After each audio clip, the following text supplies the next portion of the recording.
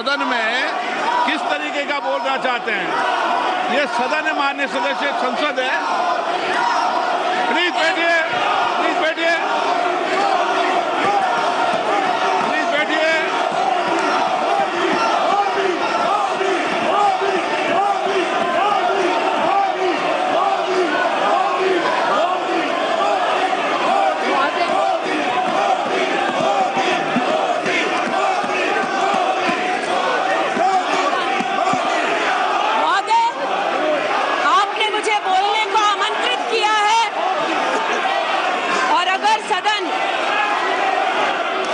विशेषतः विपक्ष मेरे वक्तव्य को सुनने का धैर्य रखे तो बहुत सारी चीजें उजागर हो सकती हैं। You are not India, for India is not corrupt.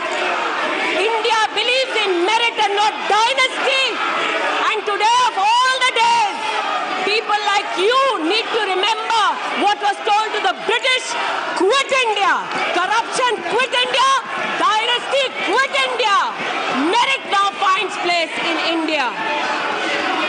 अध्यक्ष महोदय, सबसे पहले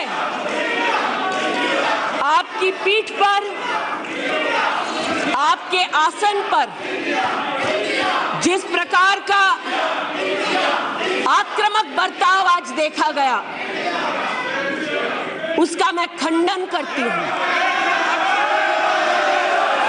पहली बार राष्ट्र के इतिहास में भारत मां की हत्या की बात की और कांग्रेस पार्टी यहां पर तालियां बजाती रही। जो भारत की हत्या की बात पर कांग्रेस पार्टी ने ताली पीटी आज इस सदन में, इस बात का संकेत पूरे देश को दिया कि मन में गद्दारी किसकी है। मैं आज हिंदुस्तानी होने के नाते कहती हूं,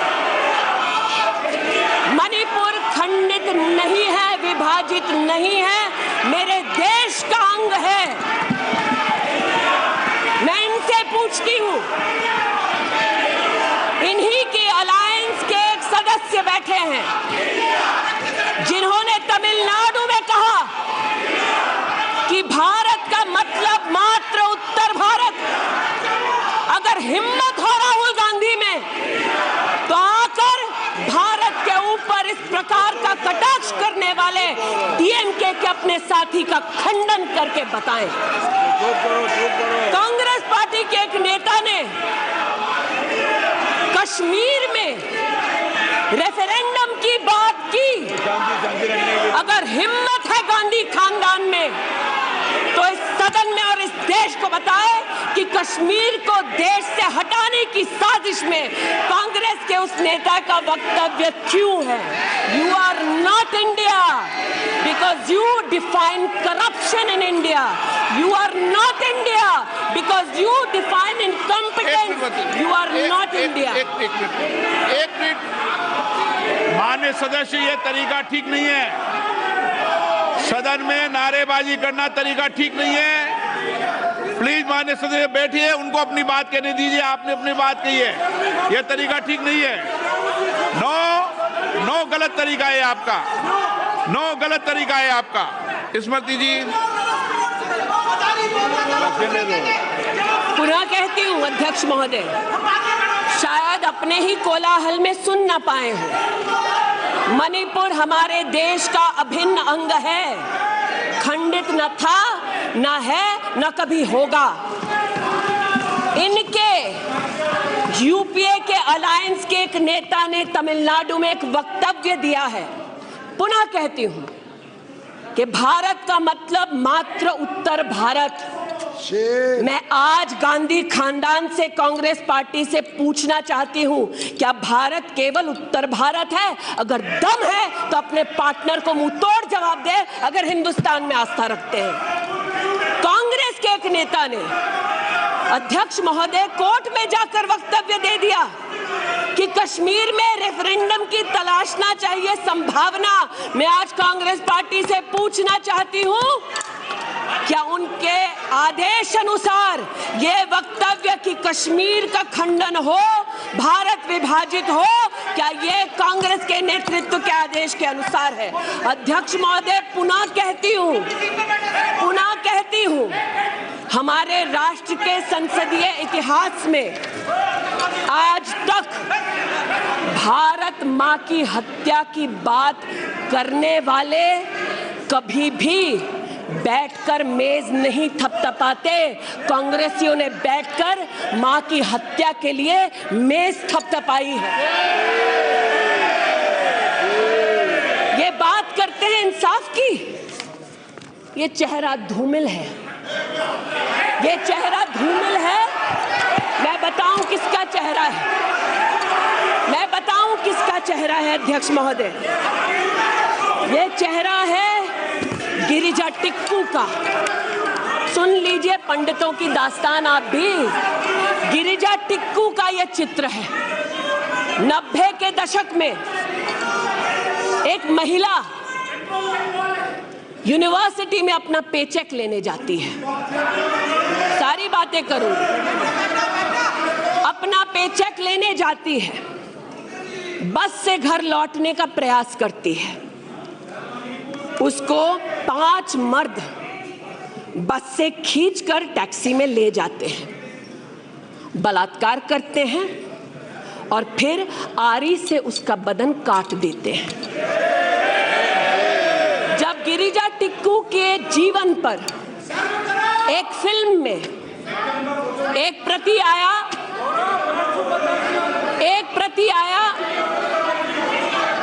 मैं आज कहना चाहती हूं कि कांग्रेस के कुछ प्रवक्ताओं ने उसको प्रोपेगेंडा कहा। सरला भट्ट, आप नहीं चाहते कश्मीरी पंडितों की दास्तान कहीं सुनाई जाए, आप नहीं चाहते वो आइडेंटिफाई हो एज विक्टिम्स। सरला भट्ट मेडिकल स्टाफ थी। 90 के दशक में उसको उसके इंस्टीट्यूट से अगवा करके गैंग रेप किया गया और सड़क के किनारे रखा गया।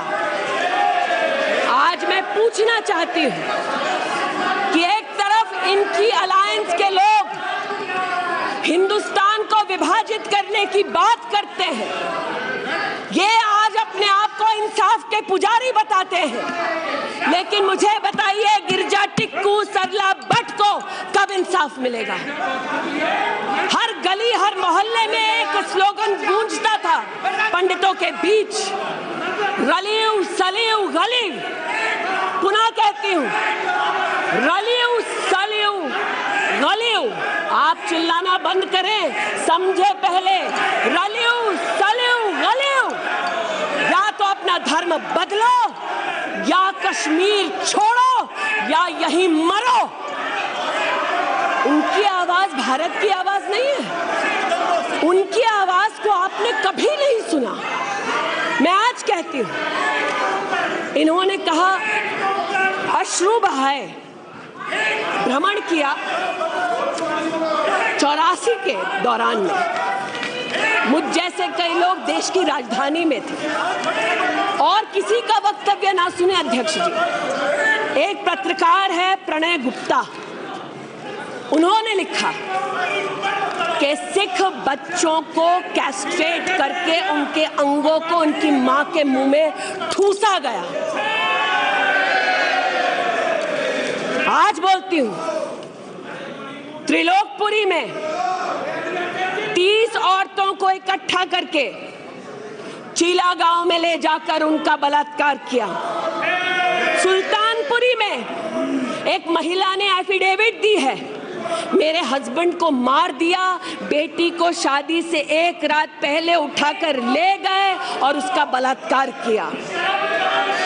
एक 45 साल की मां ने कहा सिख दंगों के दौरान कि ना सिर्फ मेरे पति को मारा, ना सिर्फ मुझे गैंगरेप किया, बल्कि मेरे सामने मेरे बेटे पर केरोसिन छिड़ककर उसको आग लगा दी गई। और आज भारत की बात करते हैं, कहते हैं कि कश्मीर से कन्याकुमारी तक 130 दिन चल रहे थे। मैं जोड़ों के दर्द पर भाषण नहीं दूंगी अध्यक्ष महोदय, लेकिन इतना जरूर कहूंगी कि जिन वादियों को हिंदुस्तान ने खून से सना देखा है, जिन वादियों में गोलियों की आवाज़ें हर दिन सुनाई देती थी, जब ये उन वादियों में गए तो जैसे कश्मीरी कहते हैं शीन जंग कर रहे थे, बर्फ़ के गोलों के साथ अपने के किसी परिजन के साथ खेल रहे थे। अध्यक्ष महोदय, ये तब संभव हुआ जब प्रधानमंत्री मोदी ने धारा 370 हटाई। आज इस सदन में उल्लेख हुआ है कि ये गए हैं, I been to Manipur, you might have not been. आज इस सदन में उल्लेख हुआ है कि ये यात्रा में गए और यात्रा में क्या आश्वासन दिया कि अगर इनका बस चले तो धारा 370 ये पुनः स्थापित कर दे। धारा 370 की वजह से कश्मीर की बेटियों को दहेज के लिए अगर प्रताड़ित किया जाता था तो वहां की बेटियों के पास कानून का सहारा नहीं था, क्योंकि इन्होंने धारा 370 लगाई। कश्मीर में अगर बेटियां प्रदेश के बाहर ब्याही जाती थी तो उनके पैतृक संपत्ति पर उनका अधिकार समाप्त हो जाता था, क्योंकि इन्होंने धारा 370 लगाई। कश्मीर में अगर 14 साल से कम उम्र की बच्ची का 18 साल से कम उम्र की बच्ची का ब्याह रचा दिया जाता था तो उसे कानून का संरक्षण नहीं मिलता था, क्योंकि इन्होंने धारा 370 लगाई। आज जो भग गए हैं सदन से, उनसे कहना चाहती हूँ कि इस देश में ना धारा 370 लौटेगी, इस देश में कभी भी पंडितों को रलिव सलिव गलिव का धमकी कोई देने वाले बचेगा नहीं। आज कई यहाँ पर बहनें उपस्थित हैं जो वहाँ से अपनी आक्रोश को और राहुल जी के प्रति समर्थन को व्यक्त कर रही हैं। 84 के दंगों का विवरण सुनकर, गिरिजा टिक्कू का विवरण सुनकर, और मैंने स्वयं अध्यक्ष जी मणिपुर के मुख्यमंत्री से बात कर त्वरित रूप से वहां पर लोग पकड़े जाएं, ना सिर्फ इसका वहां पर निवेदन किया बल्कि वो लोग पकड़े गए। सीबीआई की इंक्वायरी जारी है। लेकिन जो आज यहाँ बैठे हैं, मैंने उनसे पूछना चाहती हूँ, जो चले गए, उन्होंने कहा वो राजस्थान गए हैं। और राजस्थान में क्या हुआ महोदय? गिरिजा टिक्कू को तो 90 के दशक में आरी से काट दिया गया था। भीलवाड़ा में 14 साल की लड़की के साथ सामूहिक बलात्कार होता है। इस सदन से 2 महिला एमपीज उस परिवार से मिलती हैं। बच्ची जब जिंदा थी गैंगरेप के बाद महोदय, उसे काटा जाता है, फिर उसे भट्टी में डाल दिया जाता है। ये इन महिला सांसदों का वक्तव्य है कि जिस बच्ची को 14 साल की उम्र में जब जीवित थी गैंगरेप के बाद भीलवाड़ा राजस्थान में काटा गया, जलाने के लिए फेंका गया, उसका मात्र एक हाथ भट्टी के बाहर छूट गया था। मैं आज पूछना चाहती हूँ अध्यक्ष महोदय, ये आज जो जोर जोर से चिल्ला रहे हैं, न्याय की गुहार इन्होंने तब नहीं लगाई जब 60 साल की एक महिला का पश्चिम बंगाल में उसकी नाती के सामने गैंगरेप हुआ।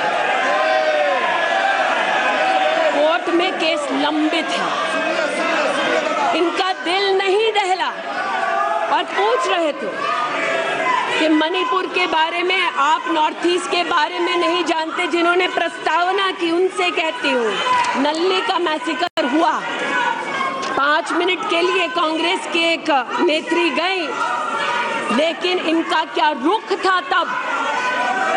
2012 में तरुण गोगोई जी ने स्वयं वक्तव्य दिया है कि दंगे हो रहे हैं, लेकिन कांग्रेस की केंद्र की सरकार ना ट्रूप्स दे रही है, ना इंटेलिजेंस दे रही है। कोकराझार की बात करते हैं, ये मेरा वक्तव्य नहीं है, तब के कांग्रेस के मुख्यमंत्री तरुण गोगोई का वक्तव्य है। कोकराझार में हिंसा होती है, धुबरी में 3-3 महीने कर्फ्यू रहता है। आज महोदय जो लोकतंत्र की दुहाई दे चुके हैं, हम बार बार इस सदन में बार बार इमरजेंसी की गाथा को याद करते हैं। इस सदन में हम लोग बार बार उन नेताओं को, उन सामाजिक संस्थाओं को, उन मीडिया के बंधुओं को, उनकी प्रिंटिंग प्रेस कैसे जबरन बंद कर गई, उसको, इस पर विस्तृत चर्चा होती है। लेकिन इमरजेंसी के कालखंड में साधारण महिला का इन्होंने, कांग्रेस पार्टी ने क्या हश्र किया। स्नेहलता रेड्डी की आज बात करना जरूरी है। बेंगलुरु की जेल में बंद किया गया, और इसलिए बंद किया गया क्योंकि वो सोशलिस्ट थी, भाजपा ही नहीं थी, सोशलिस्ट थी। और जब बंद किया 2 मई 1976 को, तब उन्होंने अपनी प्रिजनर्स डायरी में लिखा, और मैं कोट कर रही हूं, जो पब्लिकली अवेलेबल है। As a woman comes in, she is stripped naked in front of everyone else. When a human being is sentenced, is the punishment not enough? Must the human body be degraded and humiliated? ये स्नेहलता रेड्डी के शब्द हैं, जो उन्होंने emergency के कालखंड में jail में लिखे, अपनी अचीवमेंट्स को बताते हुए। जून 6, 1974 में स्नेहलता रेड्डी लिखती है that at least I have achieved something here.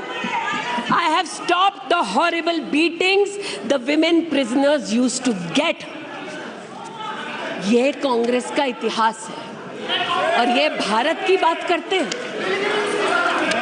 Asthma की पेशेंट थी ये महिला, जेपीजी को तो डायलिसिस ना करने दिया, अस्थमा की इस पेशेंट को दवा नहीं लेने दी। वो 2 बार एस्थमेटिक कोमा में गई, और एस्थमेटिक कोमा में जाते जाते जब उनकी हालत बिगड़ी तो पैरोल पर उनको 15 जनवरी 77 में छोड़ा। चार्जशीट में इस औरत का नाम नहीं था, और 5 दिन बाद उनका देहांत हो गया। इनका इतिहास खून से सना है, और जिनकी हत्या हुई आज वो इनको कटघरे में नहीं ला सकते, इसलिए आज इस सदन में मैं उनका नाम ले रही हूं, उनके बारे में बोल रही हूं। चाहते हैं कि मणिपुर पे चर्चा हो, मणिपुर पे चर्चा करने के लिए बार बार पार्लियामेंट्री अफेयर्स मंत्री ने गुहार लगाई, बार बार देश के गृह मंत्री ने कहा, हमारे श्रद्धेय राजनाथ जी ने भी कहा कि आप मणिपुर पे सदन पर चर्चा कीजिए, हम चर्चा के लिए तैयार हैं, भागे ये हम नहीं, भागे ये और हम नहीं। और भागने के पीछे कारण क्या? क्योंकि गृह मंत्री जब बोलने लगेंगे, परतें जब खुलने लगेंगी, तब ये मौन साध लेंगे। मौन मुद्रा का उल्लेख हुआ था, मौन थे ये लोग कई चीजों पर, और आज भी हैं। अध्यक्ष महोदय, मेरे हाथ में KPMG की एक रिपोर्ट है जो इनके कार्यकाल से संबंधित है, जो कहता है कि करप्शन की वजह से यूपीए की कार्यकाल में हमारे देश की जीडीपी की ग्रोथ को 9% का नेगेटिव इम्पैक्ट होगा। ये अंतर्राष्ट्रीय एजेंसीज बोल रही थी, लेकिन ये चुप थे, आज भी चुप हैं।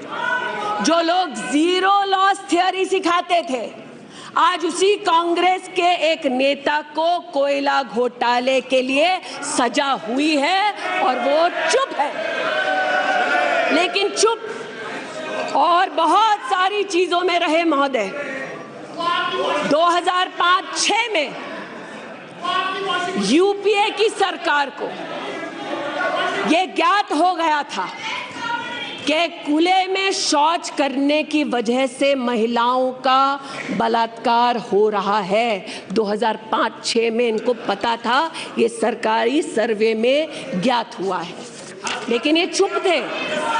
2010 में वर्ल्ड बैंक की रिपोर्ट ने कहा, इनकी तब सरकार थी, कि स्वच्छता ना होने की वजह से देश की जीडीपी पर 6.4 का नेगेटिव इम्पैक्ट है। ये चुप रहे। महिला का बलात्कार खुले में शौच में हो रहा था, इनको पता था, ये चुप रहे। 2014 तक देश में केवल 39% आबादी को इन्होंने टॉयलेट की व्यवस्था सुनिश्चित करके दी। 2019 तक 100% कवरेज हुआ। 110 मिलियन टॉयलेट। ये हंसते हैं इस पे अध्यक्ष जी। शायद इनको पता नहीं है कि एक महिला के लिए दिन की शुरुआत में शौच के लिए बाहर जाना या सूर्यास्त का इंतजार करना, शौच के लिए बाहर जाना और वहाँ उसका शारीरिक शोषण होना, बलात्कार होना, ये कितनी बड़ी सामाजिक और क्रिमिनल चुनौती है, इस बात से इनको कोई सरोकार नहीं, इसलिए उपहास का विषय बनाते हैं। आज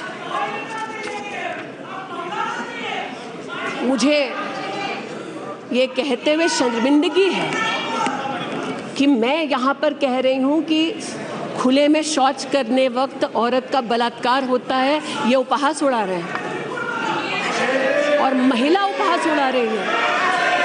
शायद यही लक्षण है कांग्रेस मिथ अलायंस के कि औरत का बलात्कार हो तो ये हंसे, भारत माँ की हत्या की बात हो तो ये यहाँ पर तालियां पीटे। ये कांग्रेस का लक्षण है। इनकी प्रस्तावना के वक्त ये कहा गया कि हम बात करेंगे मात्र एक व्यक्ति से, हम किसी मंत्री से बात नहीं करेंगे, क्योंकि मंत्रियों की कार्यशैली पर इनको चर्चा नहीं करनी। और शायद सच भी है, इनका अपना अनुभव है कि इनके यहाँ पावर का केंद्र बिंदु एक था। यहाँ पर फर्क ये है कि हम सब कलेक्टिव रिस्पॉन्सिबिलिटी के भागीदार हैं। इसलिए आज जब गजेंद्र शेखावत जी के मंत्रालय की ओर से टॉयलेट की व्यवस्था होती है तो मैं एक महिला सांसद और नागरिक के नाते इनका भी उतना ही अभिनंदन करती हूँ जितना कि प्रधानमंत्री जी का। जल जीवन मिशन महोदय, हमारे देश में जब इनकी सरकार थी तो मात्र 3 करोड़ परिवारों तक नलके से पानी पहुंचता था। अब 2019 का आंकड़ा कहता है कि आपने तब तक 9.5 करोड़ तक पानी पहुंचाया और अब लगभग 19 करोड़ 40 लाख और 12 करोड़ 40 लाख तक आपका पानी नलके से पहुंच चुका है। लेकिन इनको इससे भी सरोकार नहीं कि अगर टॉयलेट बना, महिलाओं का शोषण कम हुआ, देश की साधारण महिला का सम्मान बढ़ा, तो इनसे इनका कोई सरोकार नहीं। स्पष्ट है, गरीब के घर में नल से जल पहुंचा तो कांग्रेस का उसका कोई सरोकार नहीं। ये स्पष्ट है और सही है। हमारा सरोकार है, देश हमारा है, सेवा हमारी है। आज ये उत्तेजित है कि मैं इस सदन में मंत्रिमंडल के अपने कई सहयोगी साथियों का वर्णन करती हूं एक ऐसी महिला मंत्री का वर्णन कर रही हूं जो वर्तमान में नहीं है। जनधन के माध्यम से 23 करोड़ महिलाओं का बैंक का खाता खुला। ये इनके लिए कोई मान्यता नहीं रखता, ये मुझे स्वीकार है, ये हमारे लिए अहम है।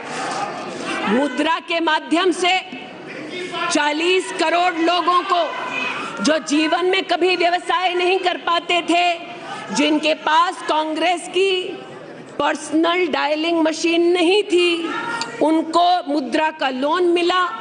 27 करोड़ लोन महिलाओं को दिए गए। महिलाओं को अपना व्यवसाय शुरू करने के लिए 23 लाख करोड़ रुपया सैंक्शन किया गया मुद्रा के माध्यम से। इनका उससे कोई सरोकार नहीं। 8 करोड़ नौजवान हमारे राष्ट्र के इतिहास में फर्स्ट टाइम एंटरप्रेन्योर्स बने। इनका उससे कोई सरोकार नहीं। 1,80,000 अकाउंट्स में स्टैंड अप इंडिया का 40,000 करोड़ का पैसा दिया गया। 80% महिलाएं। एक मिनट प्लीज, क्या तरीका है? वह अपनी बात कह रही है, तथ्यों के आधार पर कह रही है। आपको खंडन करना है तो आप बोलना, जब तथ्यों के आधार पर करना गलत बात है। नो गलत। माननीय मंत्री जी, माननीय मंत्री जी, आपकी अनुमति से सर मैं पुनः बोलूं।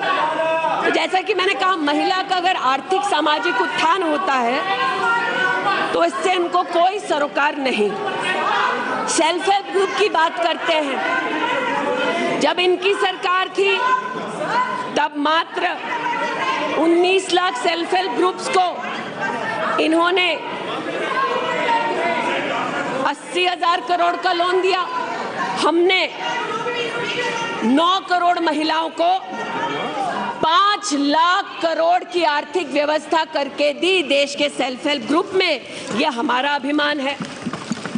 जो आज महिला के बारे में चर्चा कर रहे हैं, टोका-टोकी बंद करो सर। जब इन्होंने महिला संबंधित बजट की व्यवस्था की तब इनके कार्यकाल से 130% ज्यादा बजट हमारे प्रधानमंत्री जी ने देश की महिलाओं को समर्पित किया। ये हमारा अभिमान है। आयुष्मान भारत के अंतर्गत 10 करोड़ परिवारों में महिलाओं को आयुष्मान भारत का कार्ड मिला। आज तक 2 करोड़ 60 लाख महिलाओं ने हॉस्पिटल वेलनेस सेंटर में सुविधाएं ली। ब्रेस्ट कैंसर में 12 करोड़, सर्विकल कैंसर में 8 करोड़ महिलाओं ने स्क्रीनिंग कराई। इनका उससे कोई सरोकार नहीं, बल्कि इनका उनसे सरोकार है दिल्ली में, जिन्होंने आयुष्मान भारत योजना दिल्ली में लागू ही नहीं की। इनका उनसे सरोकार है। देश में मोदी सरकार में 3 करोड़ 84 लाख घर बने, जिनमें से 2 करोड़ 86 लाख महिलाओं को मिले। इनका उनसे कोई सरोकार नहीं, क्योंकि गरीब महिला लखपति दीदी बन गई, वो हमारा अभिमान है, इनका नहीं। हमारे देश में 8 करोड़ 50 लाख बेटियों ने समग्र शिक्षा के माध्यम से स्कूल में सेवा ली, मुफ्त टेक्स्ट बुक की सेवा ली। बेटियां का ये उपलब्धि हमारा अभिमान है, इनका नहीं। 5 लाख से ज्यादा बेटियों के लिए स्कूलों में अलग से टॉयलेट की व्यवस्था हुई। ये इनका अभिमान नहीं, हमारा अभिमान है। हमें अपनी बेटियों पे गर्व है। 5 लाख दिव्यांग बेटियों को मंथली स्टाइपेंड मिलता है। ये सेवा हम देश की बेटियों के लिए बहुत बड़ा प्रभु का उपकार है। 1,28,000 बेटियों को मेरिटोरियस स्कॉलरशिप दी जाती है, 12,000 रुपए की हर साल। ये सेवा का मौका परिवारों ने हमको दिया।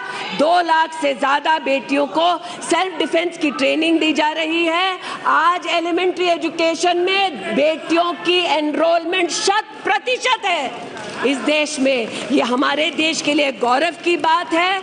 आज पहली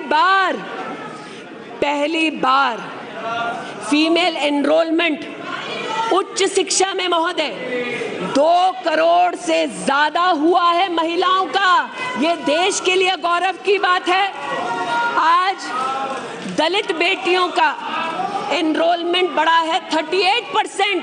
दलित बेटियों का उल्लेख करती हूँ, ये चिल्लाते हैं इनको दलित बेटियों से सरोकार नहीं, हमको है, ये हमारे लिए गर्व की बात है।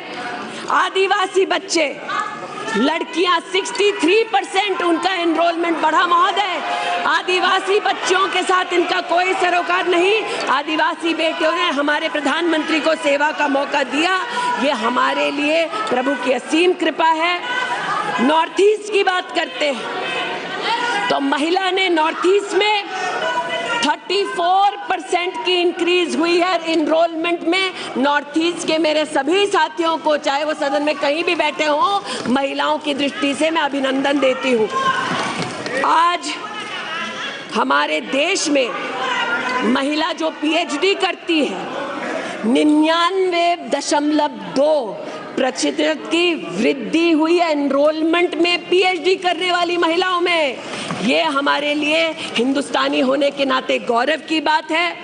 आज जो महिला शैक्षिक संस्थानों में सेवा दे रही, यूनिवर्सिटीज में, इंस्टीट्यूशंस में, कॉलेजेस में 66%, 66% उनकी वृद्धि हुई है। आप हो करते जाएं, हम तो उनके लिए बल्ले बल्ले ही करेंगे। आज मुझे ये कहते हुए खुशी है कि हमारे लेबर मिनिस्ट्री ने कहा है कि ईपीएफ में 28,70,000 महिलाओं ने अब अपने आप को सब्सक्राइबर बनाया है। आज 2017 से लेकर 22 तक लगभग 1400 महिला साइंटिस्ट को भारत सरकार की विविध स्कीम्स के अंतर्गत सहयोग मिला है। आज महिलाओं को मैटरनिटी लीव में 26 हफ्ते की पेड मैटरनिटी लीव मोदी सरकार ने सुनिश्चित की है। आज महिलाओं ने 3 करोड़ बेटियों ने, महिलाओं ने प्रधानमंत्री मातृवंदना योजना के अंतर्गत 13,700 करोड़ रुपया अपने बैंक के खाते में पाया है। इस सेवा के लिए प्रधानमंत्री जी को आभार और बेटियों का अभिनंदन। आज हमारे देश की बेटियां सैनिक स्कूल में पढ़ सकती है। इस ऐतिहासिक निर्णय के लिए रक्षा मंत्री जी, प्रधानमंत्री जी को आभार। आज हमारी देश की बेटियां आर्म्ड फोर्सेस में परमानेंट कमीशन पा चुकी हैं। हमारे देश का गौरव बढ़ाने के लिए ऐसी बेटियों का आभार। आज जो महिला और महिला हक के लिए यहाँ बोल रहे हैं,